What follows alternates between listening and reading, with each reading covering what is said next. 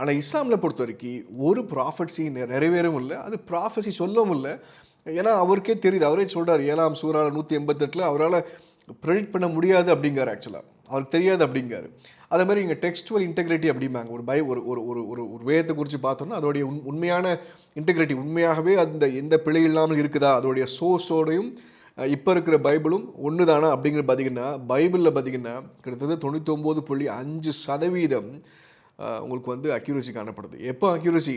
இப்போ இருக்கிற பைபிளும் 2000 வருஷத்துக்கு முன்பதாக இருந்த அந்த பழைய ஏற்பாடும் இன்னைக்கும் 99.5% அக்யூரசி இருக்குது. தவிர அந்த 0.5%ம் பார்த்தீங்கன்னா டாக்ட்ரின் பிழை கிடையாது, நம்பர்ஸ் அங்கங்கே மாறி இருக்கு. ஏன்னா மனிதர்கள் எழுதுனாங்க இறைவன் சொல்லி, அந்த மேனுஸ்கிரிப்ட்ஸ் எழுதும்போது சில எரர் வந்திருக்கு ஆக்சுவலாக. ஆனால் அதில் டாக்ட்ரின் எந்த பிழையும் காணப்படவே இல்லை. இப்போ யோசிச்சு பாருங்கள், பைபிள் இப்பேற்பட்ட விஷயங்கள் அது மாத்திரம் இல்லை. இப்போ புதிய ஏற்பாடை குறித்து பார்க்கும்போது எக்கச்சக்க மேனுஸ்கிரிப்ட்ஸ் அப்படிம்பாங்க. அதாவது